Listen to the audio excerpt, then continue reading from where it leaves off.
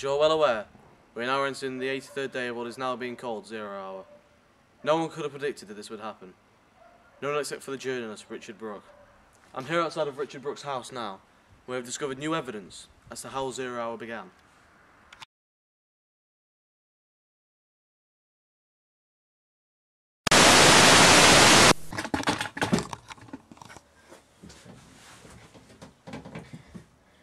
You never expect when big events happen, and no event is bigger than 0 Hour. We're now into our 82nd day. France and Germany have closed its borders. Food ran out a long time ago. England is truly isolated once again. I knew back when I worked at the paper, back when jobs existed, that this story would have to be told. And no one would believe me. They thought that this event would be over within a matter of days. How wrong they were. I remember at the time I made a film. I made a film about how society fell. This is that story.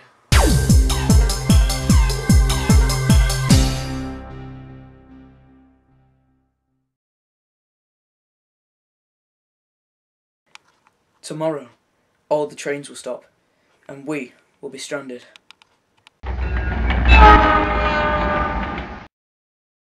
Cars have already been immobilised by the petrol wars and sit abandoned along the roadsides. The airport, for 2 days now, are closed off zones where dogs congregate loudly on the runways.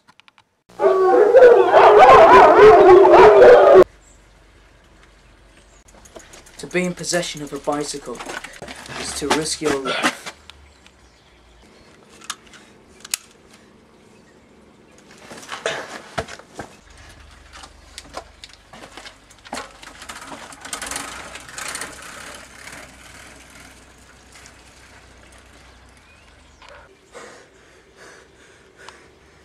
My neighbour, a doctor, has somehow acquired a horse and rides to his practice, a rifle hidden beneath the reins.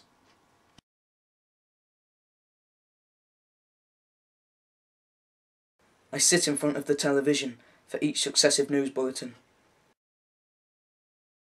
Tomorrow, all the trains will stop, as the 4th day of 0 Hour approaches. The U.S. certainly isn't the only country in economic turmoil. Greece now is on the brink of collapse. And how... Then reach for the whiskey bottle. How long before the shelves are empty in the supermarkets? The first riots are raging as I write, and who out there could have predicted this sudden countdown to 0 Hour?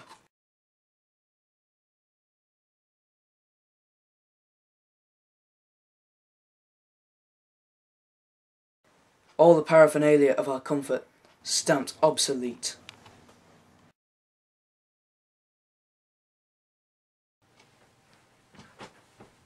Our memories, fighting to keep us sane and upright.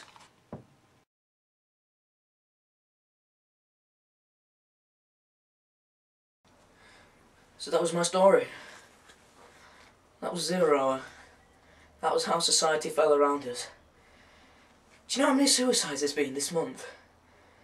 The news are always on about it. 82. 82 people. That's the same as the amount of days. Well, it's not surprising really. There's barely a city that's not run by rebel gangs. You know how easy that makes it to get a gun? Very. You just need to know the right people. But it's our fault. We were warned and we didn't listen. We created this place. It's all our fault.